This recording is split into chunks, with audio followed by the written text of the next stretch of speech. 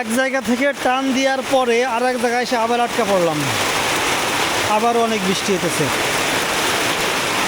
এখান থেকে গাড়ি টান দিছি বৃষ্টি নাই দেখে, কিন্তু মাঝখানে আবারও ভিজলাম আর কি। প্রথমে অল্প ভিজছিলাম, এবার অনেক বেশি ভিজছি, অনেক বেশি বৃষ্টি হতেছে।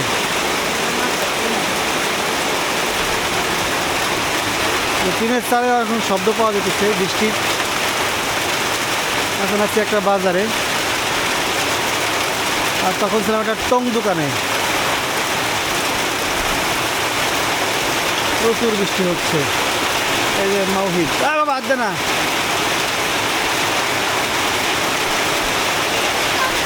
ভিজে আমরা একেবারে মোটামুটি চুল ভিজে গেছে পুরো,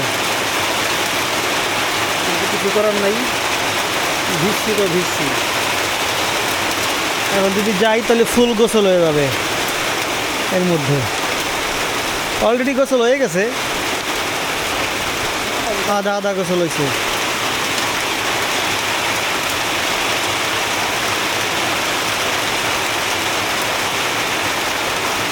আমাদের সাথে আপনারাও বৃষ্টি উপভোগ করুন। তো আমরা ভিজছি, আপনারা না ভিজে উপভোগ করতে পারতেছেন ঘরে বসে। বসে থাকো, বসে থাকো। হ্যাঁ,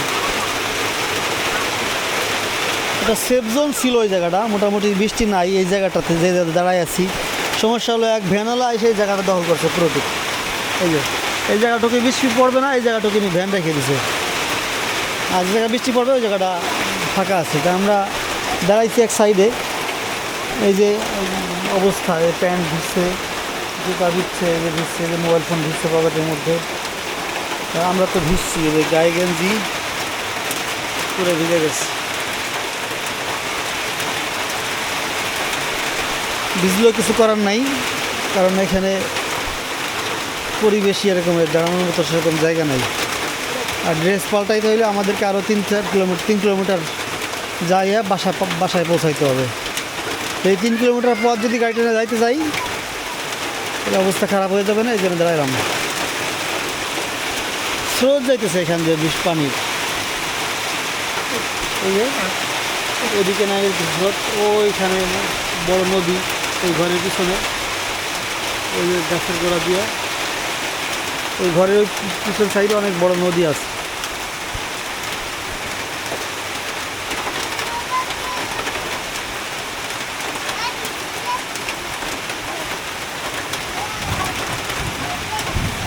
ভাই ভাই পোলট্রির দোকান।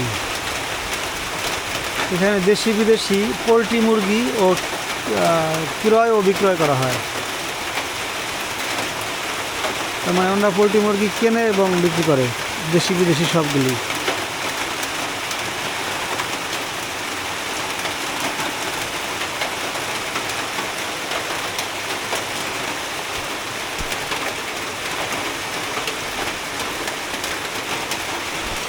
আমার একটা অভ্যাস হলো কি, অল্প ভিজলে পরে পরবর্তীতে ঠান্ডা লেগে যায়, জ্বর হয়ে যায়। আর যদি বেশি পরিমাণে ভিজি তাহলে তো গোসল হয়ে গেল। আমি যে অল্প পরিমাণে ভিজছি, গতকালকে আর আগের দিন ভিজলাম একটু, আজকে আবার একটু ভিজলাম, মনে হয় যে ঠান্ডা লেগে যেতে পারে, বৃষ্টি আছে। আর ঠান্ডা লেগে গেলে মোটামুটি কাশি টাশি হয়ে যায় কিনা ভয়ে আছে আর কি, টেনশনে আছে। ইচ্ছা করে তো আর ভিজি নেই, অনিচ্ছাকৃত হয়ে গেছে, একদম চাপের মধ্যে পড়ে গেছে। আমরা 3 জন, মুয়াবিয়া, মাওহিদ আর আমি। এই যে এক গাড়িওয়ালা ভিজতে চালায় চলে গেল,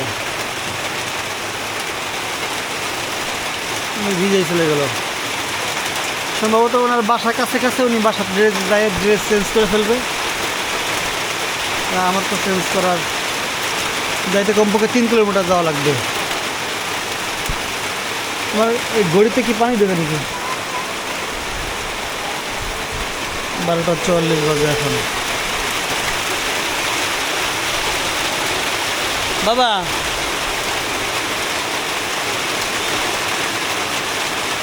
তোমাকে দেখাও, তুমি কি করতেছো? তুমি কি ভিজে গেছো নাকি? ওই মাথাটা মুছাই দিস নাই কিছু দিয়া ঠান্ডা লাগে যায় যদি।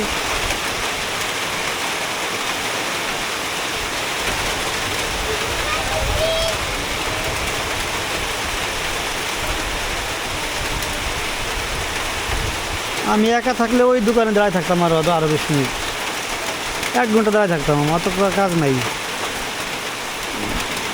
ঘন্টার পর ঘন্টা দাঁড়ায় থেকে দেখতাম যে এখন আর বৃষ্টি নাই, তখন হলো গাড়ি টান দিতাম। তা করা হয় নাই, ওরা বলতেছে বৃষ্টি নাই চলো যাই, এই দিলাম গাড়ি টান, টান দিয়ে হলো ভিজলাম।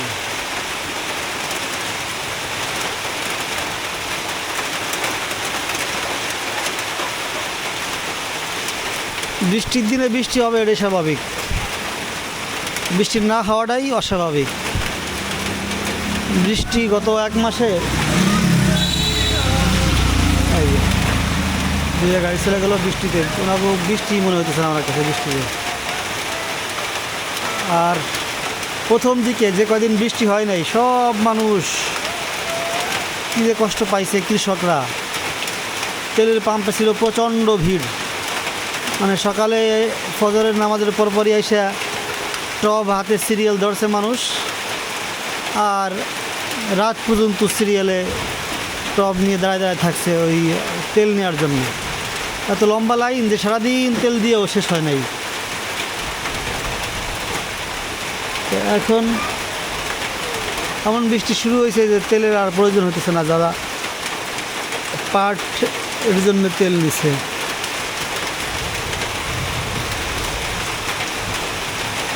আকাশের ভাব দেখে মনে হচ্ছে 1 ঘন্টা বৃষ্টি হবে, তা আমরা কি এখানে 1 ঘন্টা দাঁড়ায় থাকবো? কষ্টের সাধ্য এখানে দাঁড়ায় থাকে এতক্ষণ।